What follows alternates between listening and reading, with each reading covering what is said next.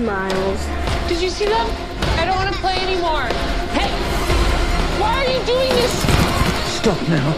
We're not safe! That's a pretty intense movie trailer. Well, how's it going, you guys? Welcome back to another Most Basic Top 10 video. I'm your host for this one, Landon Do Not Sing. Actually, I should be saying welcome back to my favorite series here on YouTube. This is a series where we get to involve you guys. So if you want to be featured in part 13 of this series, make sure you guys submit a scary story to us. All you have to do is write a scary story in the comment section below of this video. And if you guys are watching this video live right now during the premiere, thank you guys so much for tuning in. Let's jump right into this video. This is the top 10 scary stories told that might be real, part 12. If you guys want to get caught up with any of these videos, make sure you guys click right over here. I actually made a playlist for you guys, and also we'll link to previous videos in the description down below. Alright, starting us off on this list, and at number 10 we have a scary story from Blackbean21. I'm gonna keep posting my story until it gets told. LOL. Well, you know what, buddy? There you go. We're trying to feature as many people as possible. We're gonna try to get to everyone's story. I don't know if that's possible, and because of the success of this series, we're committed to doing many more parts, so that's exciting. Alright, let's get into the story. I call this one the crazy night shift. This is my true story. I used to be a mental health tech on night shift at a mental hospital. One night on my break, I went to the lobby to fill up my water bottle. To get there, you have to go through a locked section into another wing of the hospital. As I walked down a hallway, I saw what appeared to be a patient turn a corner. After wondering how a patient got this far because you needed a badge and a key to get there, I proceeded to walk after him or her since it was my job. I said, "Hey, it's lights out, let's go back to your room." But as I turned the corner, the patient was gone. I looked around confused, wondering what just happened. I then began to check the doors and they were all locked. Then someone grabbed my shoulder. I quickly turned around and again, no one was there. I quickly got to that hallway, scanned my badge, went out the door and locked it, but as I did, I looked through the window and saw the same patient turn the same corner. Needless to say, when I got back to my unit, I was weirded out. My coworker asked if I was okay and I just replied, fine. In the morning, I checked the logs and no other tech reported a patient out of their room. From that night forward, I never went down that section of the hospital again, and I never knew who or what that was. I think it's so crazy for you to work in a mental hospital, and I guess that was a bad choice of words. I would be way too freaked out to deal with any situation that goes on, especially at nighttime when it's way too quiet. I would probably only make it in for like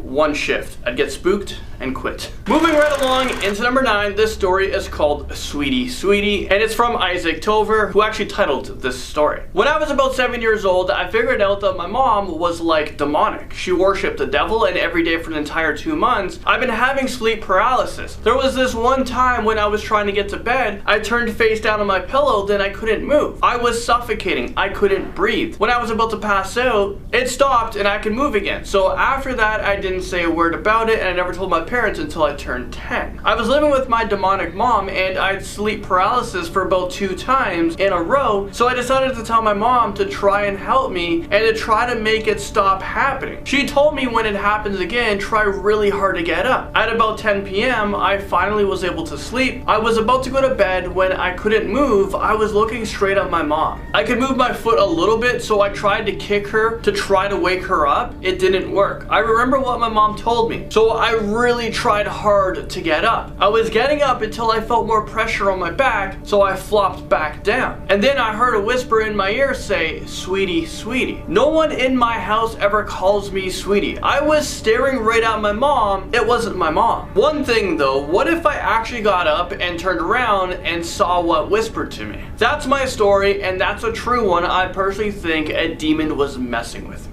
I absolutely think that you're right with this one. I think a demon is messing with you, and I'm not sure what you did, but it can't be good. And I have to say it's pretty scary if your mom is actually worshiping the devil. Next up, number 8, we have a story titled, Can It Be Real? This story is from Cookie Rabbit. So when I was about 7, I had a dream, but it was too realistic. In the dream, I was sitting in my room playing with my rabbit, and everything was normal. I remember hearing something hit the floor, but when I looked down to see what it was, I saw my shattered Mary statue. I was just about to get my mom, but the lights cut off. Despite being in the middle of the day and having a window, my room was totally pitch black. When the lights came back on, my door was cracked cracked open and I could see something standing there, and my rabbit was terrified. The thing about this dream is I can hear and feel everything as if it was real. My door swung open and I remember the creature's face perfectly. It had no eyes but white holes. Even though its body was black, its mouth with a huge grin, and I remember being dragged off of my bed and into the bathtub. The creature turned on the water and it was freezing. It pushed my head under the water and I woke up feeling really cold and like I wet myself, but I didn't. The thing that bothers me is that house. I figured out after we moved held a satanic cult after it had a fire. I'm 16 now and I can still remember its face perfectly. Alright, so I typed into Google black creature with white eyes, and this is what I found. Does a creature look something like this? That is absolutely terrifying. I don't know what this thing is, but all I know is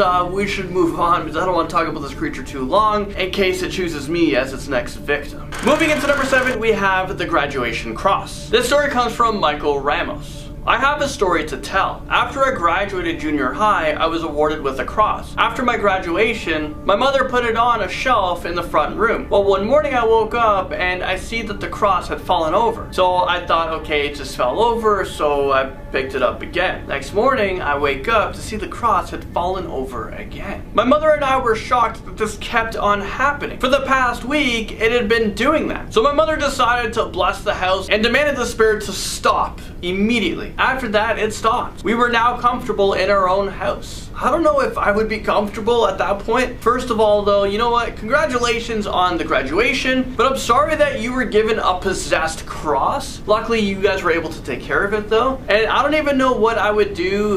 Would burning it be bad? Burning a cross? Moving into number 6, we have the Easter basket, and this one was written by Erica Gonzalez. My best friend Adrian and me were watching scary movies in the living room of my parents' house. Out of nowhere, we hear a loud crash in the kitchen, and keep in mind, it's dark, the kitchen light is off, and I get up to investigate. My best friend said, Erica, that's how people die in horror movies, just leave it alone. But I got up anyway to investigate and followed behind. I turned on the light to the Easter basket being on the floor on the other side of the kitchen. I looked around for any possible reason for why it might be there, but there wasn't any. I assumed the basket was thrown across the kitchen because of where it landed. We picked it up and we put it back and went to watching movies and didn't hear anything after that. Okay, you're right on one thing. That is how people die in movies, and I know for me, I would not be brave enough to go investigate it. I would be investigating the other way. I would investigate the door and how to get out of there, or I would pretend like it didn't happen. I would run upstairs to my room, hide underneath the blankets. I think that's how I usually deal with all my problems. I just run for the bed and hide under the covers, hoping that all the problems go away. Number 5, the 5-year-old horror story is up next. Caden Cruz sent in this story. Here's a scary story for you, Landon. When I was around 5, when I was watching TV and someone broke into my house, so I looked up and see my brother, he died. When I was there, he said to get under the covers, so I did, and the intruder came in my room and he didn't see me. If it wasn't for my bro's spirit, I probably wouldn't be typing this. This is a very sad and scary story at the same time. What did your brother pass away from, if you don't mind me asking? And why the heck are people breaking into your house? Luckily, your brother is still looking out for you, or else this could have gone very wrong. So scary. Moving into number 4, this one is titled The Man Who Is Still Very Afraid After 37 Years. This scary story was written by Little Navy Brat. Thanks so much for sending this in, and thank you for every one of you guys who've sent in all your scary stories. I've been reading a ton of them. If you guys want to be a part of the next video, don't forget in the comment section, submit your scary story because we want to feature you guys. We want you guys to become a part of the most amazing family here on YouTube. Alright, let's get into this one. Let's get into this spooky story. When I was 10, nearly 11, my dad was being transferred from Jacksonville, Florida to Chicago, Illinois. He was in the Navy and went to Gettysburg. At the base of one of the trees where the tree is growing out of the rock, I saw 2 young men dressed in Civil War uniforms. I can't remember if they were Union or Confederate. I pointed them out to my dad, who didn't see anything, but I could see them. One of them looked and screamed, "Help!" and yet no one else saw them. As we toured the visitor center, I kept hearing boots behind me. My dad and my mom were wearing flip-flops and sandals, and my brother and I wore trainers. The boots kept following me, and yet I didn't see anyone. At one point, my shoulders was tapped. 37 years later, and I have yet to return to Gettysburg. Obviously, this was very terrifying for you, very traumatic. It seems to still affect you even after 37 years. It's crazy how you still remember what happened, but I guess in like shocking events like this one, or something that happens that's very terrifying to you, you know, that kind of stuff, you remember for the rest of your life. Moving into number 3, we have the unwanted birthday guest. Shark Place sent this one in. I'm 14 right now and lived in this house for 6 years now, and this person keeps appearing in the same room I'm sleeping in, and it just stands in the corner of my eye. But when I turn to it, the figure slowly disappears in front of me. It also waves at me on occasions, generally near my birthday. One day it stopped, but this thing has recently showed up, and the worst part is that it plays tricks on especially when I'm watching creepy stories. Is this real life right now? What the heck is going on? Hopefully he's not watching it right now while you're watching this creepy video. Why does this creature or thing show up near your birthday? When is your birthday? Is it around Halloween time or something? I would possibly set up a camera around your birthday and figure out what this thing is, figure out what the heck is going on. Make sure you're wearing a cross, get some holy water going on, get everything going. Maybe have a cell phone nearby because you never know when you gotta dial the priest. That's me dialing the priest. I don't know what kind of phone that is. Number 2, I'm calling the story The Possessed Little Girl. This story is from Rihanna Husseini. I'm not gonna lie, but my daughter said this when she was like 7 years old. So this was 2 years ago, and now she's 9 and she's turning 10 soon. God, she is kind of creepy sometimes, especially when it comes to her mind. And I'm not really sure, but I'm starting to think that some demon or ghost is sometimes messing around with my daughter's body. This was creepy, but I don't think so much about now. This was creepy, but I don't think so much about it now. One time my daughter was awake at night and she was whispering into my ear and she said, "Brother died today." And I said, "But your brother is still alive though." And then she replied with, "I love you so much that I want to rip your organs out and sleep with them at night." I mean, that went from 0 to 100 in an instance. What the heck is going on? This is not okay. I think your daughter is possessed. I mean, did she actually say that? Was she sleep talking? Did her eyes turn black? This is absolutely terrifying to me. I don't know what I would do in this situation. I'd freak out. I would have, you know, I'd have that priest on speed dial. I'd priest it up at number 1.